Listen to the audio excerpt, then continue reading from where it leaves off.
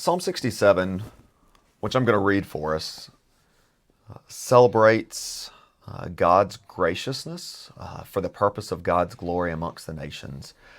Just listen to the number of different times that the nations are described, and the purpose of God's blessing is related to that. May God be gracious to us and bless us and make his face to shine upon us, that your way may be made known on earth, your saving power among all nations. Let the peoples praise you, O God. Let all the peoples praise you. Let the nations be glad and sing for joy, for you judge the peoples with equity and guide the nations upon earth. Let the peoples praise you, O God. Let all the peoples praise you. The earth has yielded its increase. God, our God, shall bless us. God shall bless us. Let all the ends of the earth fear him. As we walk through that on Sunday, I have always thought of this as a psalm that celebrates the blessing of God for the sake of the nations, for the nations to be glad and sing for joy. And I've seen some really cool mission videos before of people beginning to understand the gospel for the first time in places, and the way in which that actually brings true joy and delight. That there is a God who is creator, sustainer, and yet redeemer, who comes alongside broken people and offers rescue. But the thing that stood out to me most on Sunday, even while preaching, was just this concept of God's face shining upon us. The ways in which that speaks from the book of Esther are so vivid in my mind, because it is in Esther that Esther approaches the king and wonders if his face is going to be angry at her or shine upon her. And she is regarded throughout the book by the king for her beauty.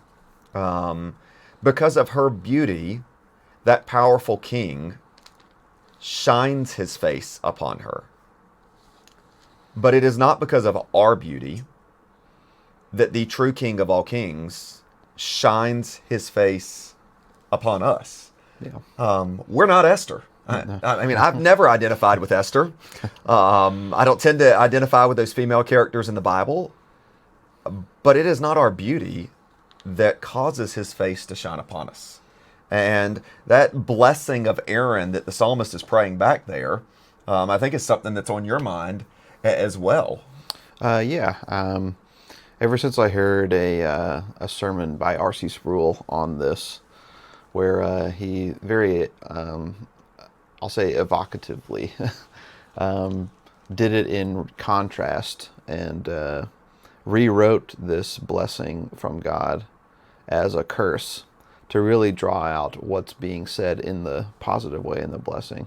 I always found so interesting. And when you were talking about this on Sunday, about the nature of God's face like lighting up when he looks upon his covenant people, that's what I always think about. Like his countenance is shining upon them. And that's where I think back to Numbers 6, when Aaron first gives that, and that language continues throughout into the New Testament there, where when we see Jesus, we get to see the Father exactly what he looks like.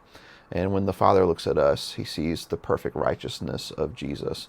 And in that way, the delight he had in the Son from the beginning, we now share in that in Christ. And how that works its way in our lives, connecting God's countenance kind of shining upon us and blessing us towards joy, to me makes me think about like John 14, when he's talking about the parable of the vine and the vine dresser, all the way down through all of that interesting information and material that we could get into. Jesus says, these things are so that you may experience my joy, and that my joy would be in you. And in one sense, we see some of the fulfillment of the joy coming to the nations there. But every time we come to the Lord then and ask, Lord, inspect the fruit of my labor, inspect the fruit of my heart, to see if I'm loving you by keeping your commandments. God says that in doing that and in striving hard to keep the commandments, having been saved already, we will actually experience this joy.